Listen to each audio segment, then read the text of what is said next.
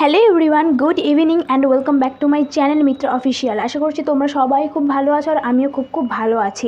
তো আজকে আমি পুরোপুরি একটা অন্য টপিকের ভিডিও এনেছি। তো আমাদের কলকাতায় প্রথমবার 160 চাকার গাড়ি, আমি তো দেখে অবাক। তো সেটাই আমি তোমাদের সাথে শেয়ার করব, তাই ভিডিওটা স্কিপ না করে পুরোটা দেখতে থাকো। তো চলো বেশি বকবক না করে ভিডিওটা শুরু করা যাক। তো কলকাতায় প্রথমবার 160 চাকার গাড়ি, আমার দেখা সেরা সবচেয়ে বৃহৎ গাড়ি, ড্রাইভার ছাড়া গাড়ি চলছে। এটা সত্যিই একটা অসম্ভব ব্যাপার। আমরা তো সবাই অবাক। রিমোটের সাহায্যে গাড়ি আমরা একমাত্র বাচ্চাদের গাড়িকেই দেখেছি চলতে, আর তাও আবার অনেক ছোট গাড়ি ও চাকার সংখ্যাও কম।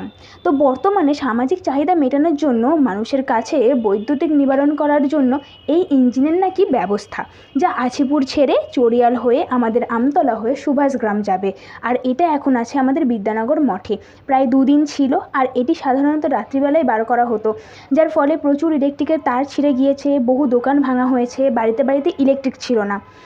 একদিক থেকে গাড়ি এগোচ্ছে আর ইলেকট্রিকের সমস্ত তার ছিঁড়ছে, আর অন্য দিক থেকে ইলেকট্রিকের মিস্ত্রিরা সারাতে আসছে। এই রকম ছিল তাদের ইনস্ট্রাকশনটা। প্রায় এই লোকেশানে পৌঁছাতে 1 মাস সময় লেগেছিল। প্রত্যেক দিন প্রায় 3 থেকে 4 কিলোমিটার পর্যন্ত এগোতে পারছিল এই গাড়ি। আর এই গাড়ি দেখার জন্য বহু মানুষের ভিড়, যাদের সামাল দেওয়ার জন্য বহু পুলিশের সমাহার। আর যখন এই গাড়ি চালানো হয় তখন প্রায় রাস্তার সব গাড়িকেই আটকে দেওয়া হয়, ফলে সাধারণ মানুষের প্রচুর সমস্যার সম্মুখীন হয়। সারা রাত ইলেকট্রিক না থাকার ফলে সাধারণ মানুষের চোখের ঘুম কেড়েছে এই গাড়ি।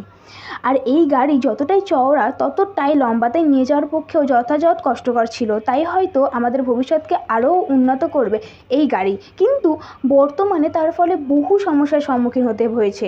আজ থেকে প্রায় 100 বছর আগে এত কিছু চলই ছিল না, না ছিল ইলেকট্রিক, আর না ছিল এত কিছুর বিবাদ, এত দাঙ্গা। তখন কোনো প্রয়োজনই ছিল না ইলেকট্রিকের। সত্যিই যুগ পাল্টেছে। মানুষের চাহিদা মেটানোর জন্য মানুষ কত কী না করে।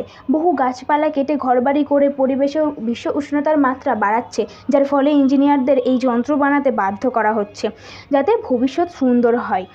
তো আজকের জন্য এইটুকুই। দেখা হচ্ছে নেক্সট কোনো ইন্টারেস্টিং ভিডিও নিয়ে। আর এই ক্লিকটা আমি নিয়েছিলাম সানজুয়া বিবিরহাট মোড় ইলেকট্রিক অফিসের কাছে Marina health care and maternity যে নার্সিংহোম রয়েছে তার 4তলা বিল্ডিং থেকে, তাই পুরোটা ভালোভাবে বোঝা গিয়েছে।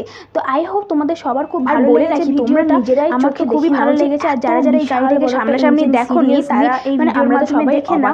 তো আজকের জন্য এইটুকুই। All over bye. দেখা হচ্ছে নেক্সট কোনো ভিডিওতে।